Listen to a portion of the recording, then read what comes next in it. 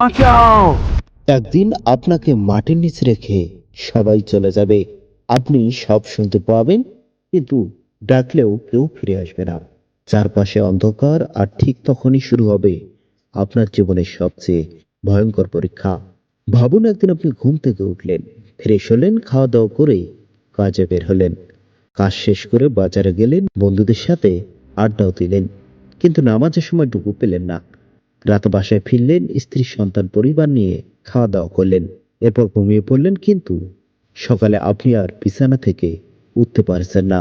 আত্মীয় স্বজন সবাই কাঁদবে, আপনি সব শুনবেন, কিন্তু আপনার কথা কেউ শুনবে না। আপনাকে কবর দেওয়া হলো, মাটি চাপা দেওয়া হলো, সবাই ধীরে ধীরে চলে যাচ্ছে। হঠাৎ নিস্তব্ধতা, এমন নীরবতা যা আপনি কখনো অনুভব করেননি।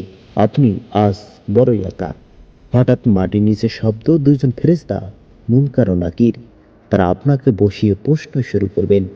আপনার রবকে, আপনার দিন কি, এবং আপনার নবীকে। এটা আপনার জীবনের হিসাব। যদি আপনি দুনিয়ায় আল্লাহকে মানেন, উত্তরটা সহজ হবে, কিন্তু যদি গাফেল থাকেন, আপনি বলবেন, আমি কিছুই জানি না। আর তখনই শুরু হবে এক ভয়ঙ্কর আযাব।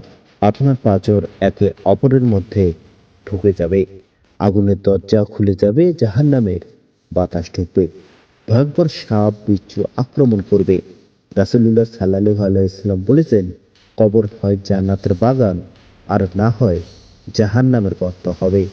আপনি চিৎকার করবেন, আমাকে বাঁচান, কিন্তু কেউ শুনবে না, কারণ মানুষ ছাড়া সব প্রাণী কবরের আযাব শুনতে পায়।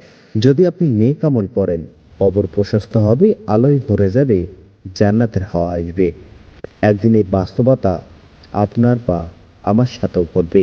আমরা কতটুকু প্রস্তুত? একদিন, হয়তো আজ রাতে অথবা কালকে, আপনার নাম ধরে ডাকা হবে, এই লাশটা নিয়ে আসো। আপনাকে গোসল করানো হবে, সাদা কাপড়ে জড়িয়ে ফেলা হবে। যেই বিছানায় আপনি ঘুমাতেন, সেই বিছানায় আর কখনো ফিরতে পারবে না। তারপর আপনাকে মাটির নিচে নামিয়ে দেওয়া হবে, উপরে মাটি চাপা দেওয়া হবে, আর আপনি চিৎকার করবেন, আমাকে ফিরিয়ে দাও। কিন্তু তখন আর কোনো সুযোগ থাকবে না।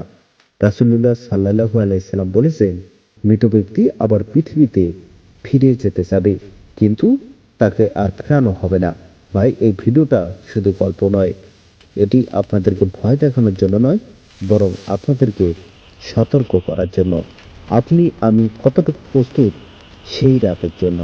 ভাবতেই থাকুন এবং কমেন্টে আপনার মতামত জানান। ভালো থাকুন, সুস্থ থাকুন। আল্লাহ হাফেজ।